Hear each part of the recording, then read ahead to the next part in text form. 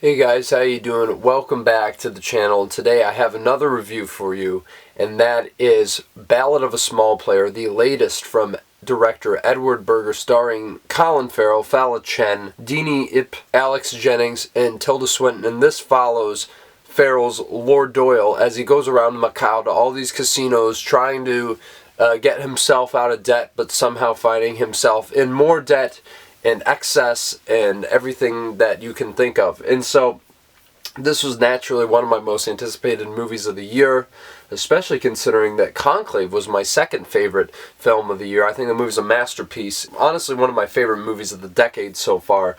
And so the expectations were high for this one, considering the pedigree of who was involved. And so I was naturally really hoping to get a chance to see this at the Toronto International Film Festival, which I did with Berger and Colin Farrell in attendance, so that was cool. But I didn't hear the best of reviews coming out of Telluride, where it premiered. It was a little bit tepid, and so I was like, okay, like maybe this isn't going to be one of the best movies of the year. And you know what? I think for what it is, I enjoyed it. I think on a very surface level, though, because when I walked out of the theater, I wasn't really sure what to think about it.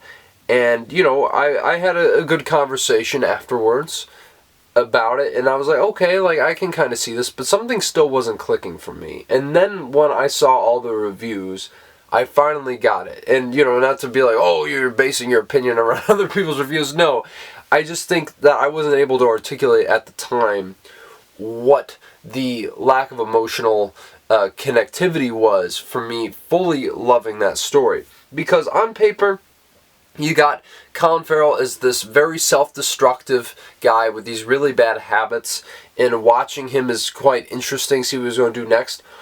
But I think that's really all there is to Lord Doyle. It's just, he's a gambler, he wants to get out, but he keeps getting himself back in.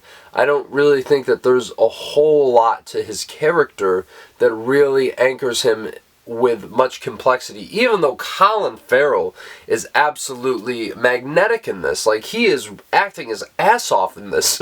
So, it's like, there's definitely something to be said of, I guess his talent as an actor, but also, I guess there's something in the script that, he was able to latch onto. And I like Tilda Swinton as well, who's like, I don't want to give away her role if you're planning on seeing it, but she plays a very interesting role, and her dynamic with Colin Farrell is quite interesting. It's a bit of a cat and mouse sort of thing. Fala Chen is probably the other standout of this movie, and she definitely has a very interesting purpose, and I think really the most integral character to how this narrative progresses in ways that I don't know if they entirely work. And if you've seen the movie, you probably know what I'm talking about without giving anything away. And yeah, I mean, really, I think the best parts about this movie is the James Friend cinematography, which is absolutely stunning. You get to see the neon-soaked signs that light the streets of Macau, and just all these crazy camera angles that are just turning as Colin Farrell's running around losing his mind. It's absolutely brilliant. And then, of course, the Volker Bertelmann score, which I think is very abrasive, and not a lot of people have been loving it, but I think it's one of the better scores of the year personally. It's no Conclave, but it's certainly better than his score in House of Dynamite, which was basically the Conclave score. So I definitely feel like that even though he has this mode that he kind of is good at, that he stays in, I do think that it does work ultimately, and it feels a little bit different from what came before, despite the similarities. And so ultimately, with Ballad of a Small Player, like, I enjoyed seeing where Lord Doyle would go throughout this story, the shenanigans he'd get himself into, but I just couldn't really latch in the story in the way that I think Berger and Ronald Joffe, who wrote the script, wanted me to. And that's really unfortunate, because from people who've read the novel, there's a lot to chew on, and it just feels like a lot of the meat is kind of left off the table, so to speak.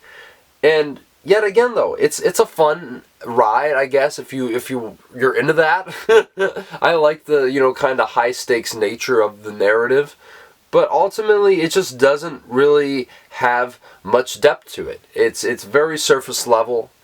But yet again, if you're down with that, you'll have a good time perhaps. I don't know. I can't say for certain. But for me, I'm going to give it a like a low 6.5 out of 10.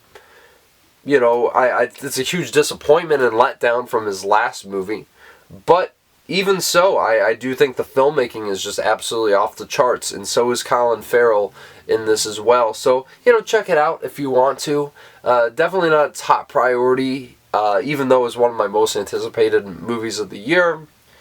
So what can you do, you know? But you can check it out on Netflix if you want. And let me know if you enjoyed it down in the comments below, or if you absolutely despise it, because I kind of understand that too. And please smash the like button, subscribe to the channel if you want to see more movie reviews like this one. Next one up is Predator Badlands. Definitely have to get that out to you. Excited to talk about that franchise and the directions that the filmmaker Dan Trachtenberg has been taking it. So, in the meantime, you guys, have yourselves a good one, and I'll talk to you very, very soon.